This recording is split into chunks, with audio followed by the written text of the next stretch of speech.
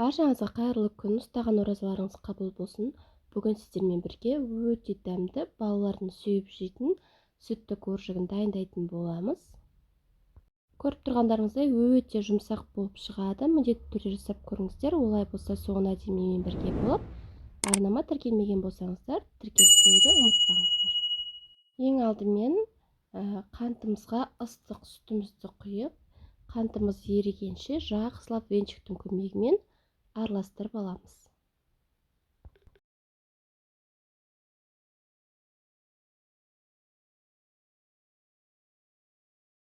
Оның үстінен бөлме температурасындағы сары майымызды және бір жұмыртқамызды салып, тағы да жақсылап венчиктің көмегімен араластырып аламыз.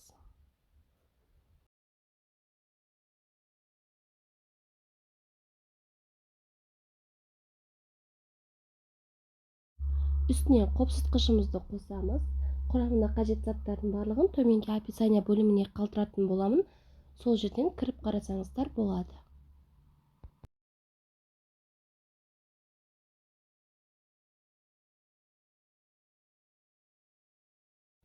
Барлығын жақсылап араластырып алғаннан соң, електен өткізілген, алдын ала електен өткізілген ұнымызды саламыз.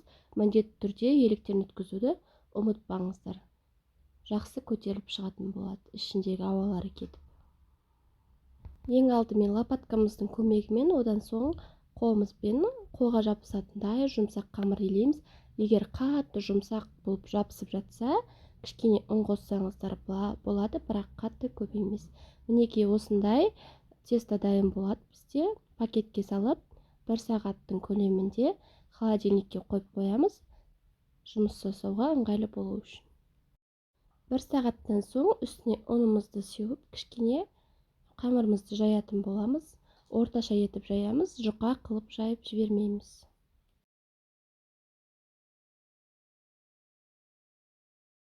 Неге жайып болғаннан соң, кез келген дөңгелек формамен кесіп алсаңыздар болады. Егер сіздерде форма болмаса, онда осылай стақанмен кессеңіздер де болады. Артық қамырларын осылай жинап алып, тағы да жайып, дөңгелек форма жасасаңыздар болады.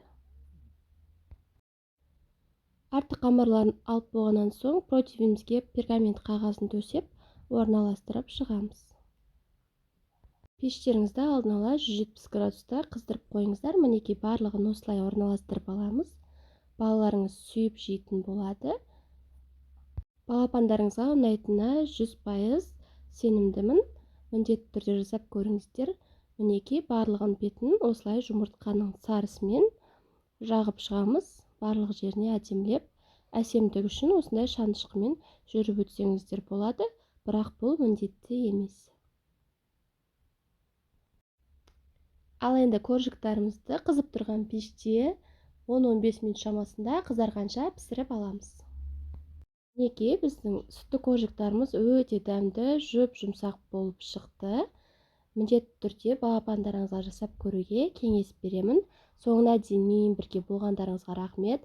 Арнама тіркелмеген болсаңыздар тіркеліп, лайк басып, пікір қалдырып отыруды ұмытпаңыздар.